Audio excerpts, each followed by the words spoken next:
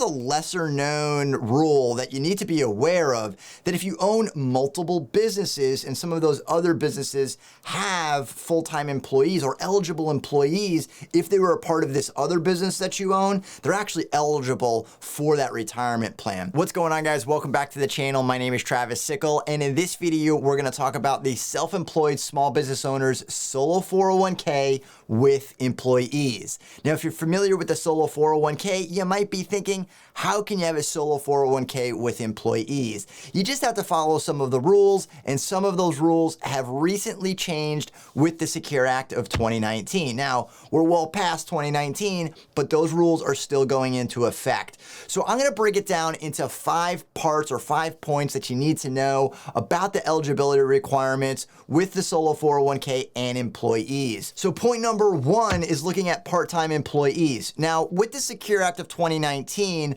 part-time employees may be eligible. So here's a requirement.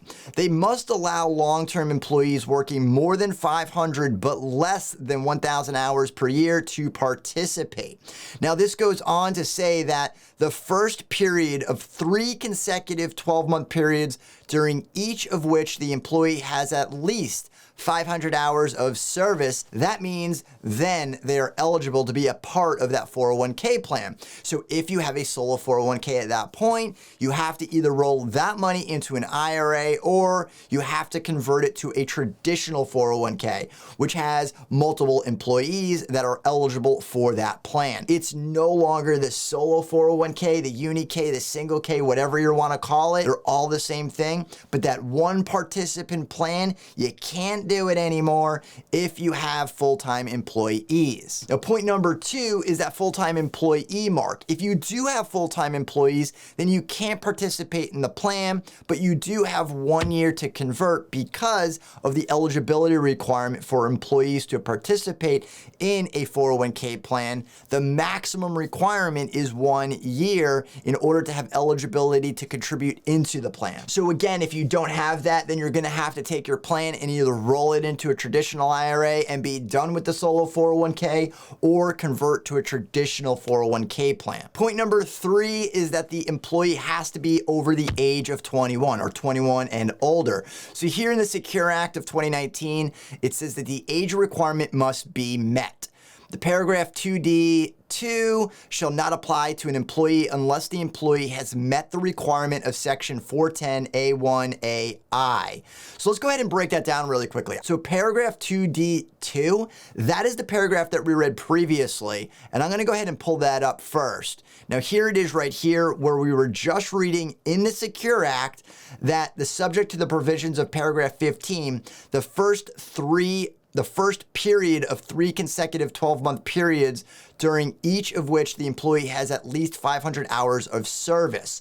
That's what we're referring to right there with having the 3 years of service of 500 hours or more, but really less than your 1,000, so 999 hours throughout the course of the year. And then if we go back to that Secure Act right there, it says shall not apply to an employee unless the employee has met the requirement of section 410A1AI. That's really saying unless they're at 21 years of age or older. And here's where you're gonna pull it from there. And it's gonna be that section 410, and we can see it right here. So 410, minimum participation standards. And we can go right here to 1 or I, the date of which the employee attains age 21. And with point number 4, some small business owners might get a bit of relief from this section, and that is when this all goes into effect. Now, the part-time employees has started already, so if you do have part-time employees with 500 or more hours, guess what? You still might be eligible for the solo 401k. Yeah, I said that correctly. You still might be eligible. It doesn't immediately mean that they're not included in the plan because they've already had 3 years of part-time service. because that calculation doesn't start until 2021. Really what that means is it doesn't really start for you until 2024.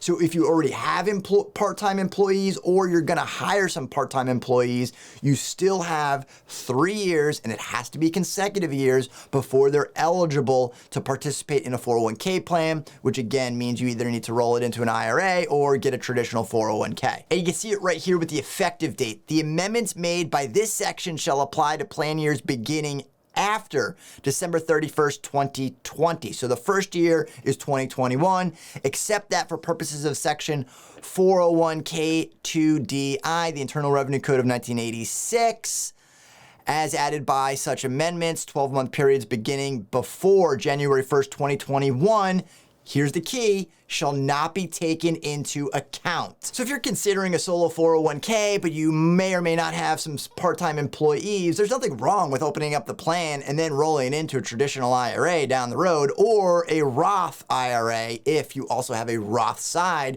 of your solo 401k. Either one of those options could work, and in 3 years from now, then you can look at a traditional 401k if that's something that you want to do. But if you don't, it's really just like a massive IRA that you're going to have access to. So it's probably a good idea to take a little bit closer look if you're kind of in that limbo state with some part-time employees, or you're considering hiring some part-time employees over the next 3 years. And remember, it's 3 years. So let's say in 3 years from now, then you decide to hire some part-time employees, you're still going to have 3 more years before you have to make that same decision. And point number 5 could trip up some small business owners if you're a part of a controlled group. And this is a lesser known rule that you need to be aware of, that if you own multiple businesses and some of those other businesses have full-time employees or eligible employees, if they were a part of this other business that you own, they're actually eligible for that retirement plan.